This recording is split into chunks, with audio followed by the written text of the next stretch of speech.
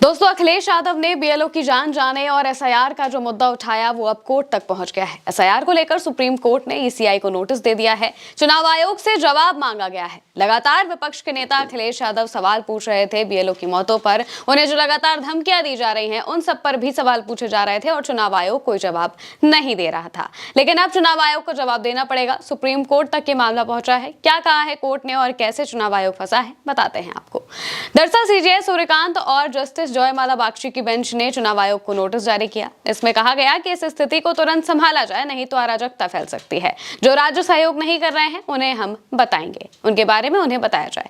Court ने आगे कहा कि कई राज्य सरकारें एसआईआर के काम में ठीक से सहयोग नहीं कर रही हैं। हम बस यही चाहते हैं कि जमीन पर एसआईआर का काम बिना किसी रुकावट के पूरा हुआ जाए। दरअसल याचिका सनातनी संसद संगठन ने दायर की थी। इसमें कहा गया था कि बंगाल में बीएलओ को धमकियां मिल रही हैं। ऐसे में एसआईआर पूरा होने तक राज्य पुलिस को चुनाव आयोग के अधीन कर दिया जाना चाहिए, केंद्रीय बल तैनात किए जाए।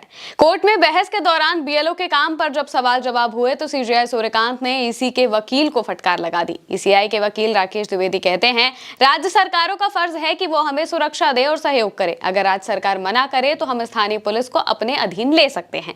इस पर जस्टिस बागची कहते हैं कि चुनाव की प्रक्रिया शुरू होने से पहले ईसी स्थानीय पुलिस को अपने अधीन नहीं ले सकता।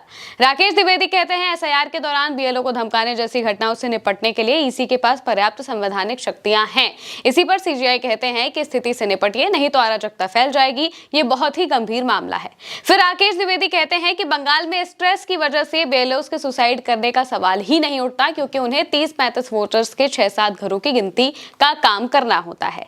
इस पर ही सीजीआई सूर्यकांत उन्हें फटकार लगाते हैं और कहते हैं कि बीएलओ का काम उतना आसान नहीं है जितना दिखता है। ये डेस्क जॉब नहीं है। बीएलओ को घर घर जाकर गिनती का फॉर्म भरना होता है, फिर उसे अपलोड भी करना होता है। आखिरी में सुप्रीम कोर्ट ने याचिका पर चुनाव आयोग, केंद्र और वेस्ट बंगाल सरकार से जवाब मांगा है। चुनाव आयोग के वकील राकेश द्विवेदी ने कोर्ट को बताया कि पुलिस राज्य सरकार के हाथों में है और उन्होंने कहा है कि राज्य सरकार से अपेक्षा की जाती है कि वो हमारा सहयोग करे और हमें सुरक्षा प्रदान करे। अगर राज्य सरकार ऐसा करने से इनकार करती है तो हमारे पास स्थानीय पुलिस को डेप्यूटेशन पर लेने के अलावा कोई विकल्प नहीं है। यानी कि सीधे तौर पर अगर कहा जाए तो पश्चिम बंगाल में चुनाव आयोग चाहता है कि पुलिस भी उनके अधीन में हो जाए, ताकि एसआईआर की प्रक्रिया वो अपने हिसाब से करा सके। लेकिन जो मौजूदा सरकार है वो भला ऐसा पश्चिम बंगाल में कैसे होने दे सकती है? जो वहां की ममता सरकार है वो ये चीजें नहीं होने देना चाहती।